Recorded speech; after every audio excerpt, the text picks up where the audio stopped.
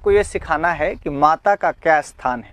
हम लोगों के जीवन में माता कितनी महत्वपूर्ण है, ये हमारे शास्त्र, हमारी संस्कृति, हमारा कल्चर, हमारे ग्रंथ हमको बताते हैं। तो चाणक्य ने एक बात कही, उस माता के लिए एक बात कही कि माता कितनी महत्वपूर्ण है। तो एक बात लिखी उन्होंने कि भाई माता सभी देवताओं में सर्वश्रेष्ठ है। अब आपको ये लगेगा माता देवता है क्या? तो आपने उपनिषद का एक वचन सुना होगा, मातृदेवो भव, पितृदेवो भव, आचार्य देवो भव। उसी बात से बात प्रमाणिक होती है। और जो भी आपके जीवन में देवत्व लाए, जो भी आपके जीवन में असुर से आपको देवता बनाने में आपके जीवन में महत्वपूर्ण हो, वो सब देव हैं। देव माने चमकना है। हाँ, दिव्यति इति देवा, जो आपके व्यक्तित्व को चमकाए, जो आपके ज्ञान को चमकाए, जो आपको अच्छा बनाए। तो आप बताइए, दुनिया की ऐसी कौन अभागन माँ होगी जो अपने बच्चे को अच्छा नहीं चाहती, चमकाना नहीं चाहती, उसमें व्यक्तित्व नहीं चाहती, उसमें अच्छाई नहीं चाहती। आप समझ गए? महतारी अनपढ़ रहेगी लेकिन बेटवा को चाहेगी कि हमारा बेटवा पढ़ा है, बहुत बड़ा राजा बेटा बने, कलेक्टर बने। बताइए, अपना नहीं पढ़ी तो वो आप देखेंगे कि खुद नहीं खाएगी पर बच्चे को खिलाएगी जरूर, खुद नहीं पढ़ी होगी पर बच्चे को पढ़ाएगी जरूर। बोलो हाँ, खुद कहीं नहीं जाएगी पर बच्चों को घुमाएगी जरूर। वो माता है। तो ये सारे गुण किसके हैं? देवता के ही तो। कोई दान ऐसा नहीं है। तो आप सोना दान करने के लिए क्यों परेशान है? चांदी दान करने के लिए क्यों परेशान है? हमको रुपया दो, ये क्यों परेशान है? आप अन्न और उदक दे करके भी, चाणक्य ने कहा कि यदि आप किसी को दे नहीं चाहते हैं तो भाई प्यासा है पानी पिला दो, भूखा है तो भोजन करा दो। तो भूखे को भोजन करा देना और प्यासे को पानी पिला देना, तो बताइए काल एकादशी रही आज द्वादश या द्वादश का पारण होए। बोलो, तो द्वादशी तिथि के समान और कोई दूसरी तिथि नहीं है। देखिए 12 महीने भी होते हैं और द्वादशी तिथि है भगवान शंकर की प्रिय तिथि है ना।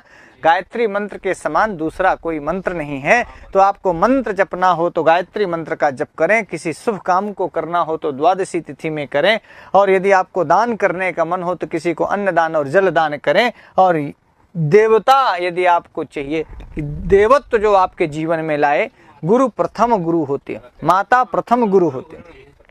समझ गए?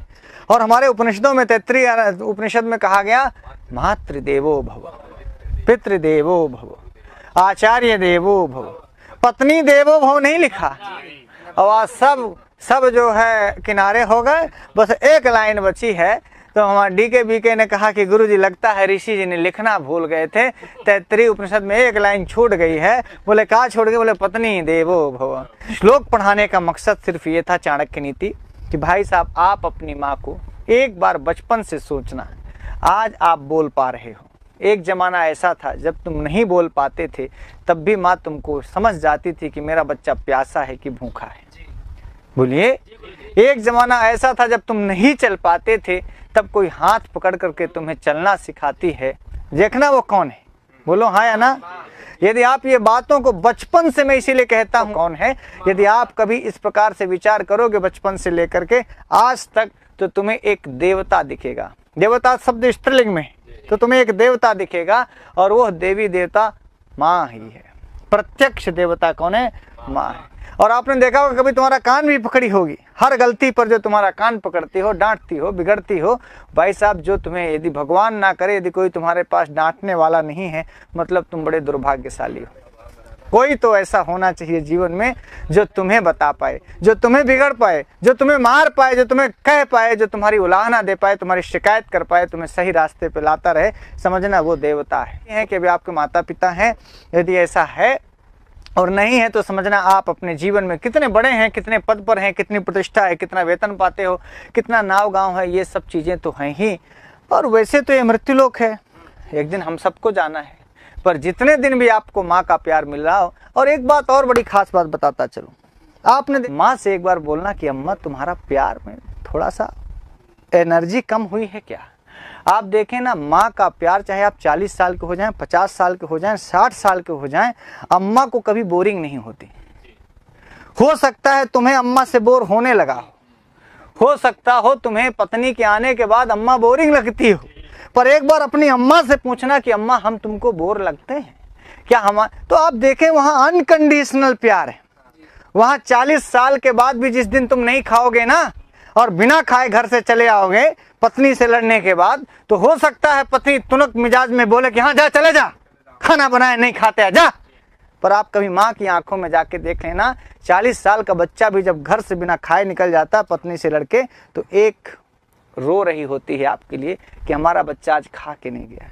ये बात सही है कि आप बाहर जाकर के खाना खा सकते हो, होटल में खा सकते हो, जूस पी सकते हो, पर कभी उस आंख को देखना तो आपको पता चलेगा, ये लाइन पता चलेगी, न मातुर दैवतम परम, न मातुर दैवतम परम, ये पंक्ति पता चलेगी।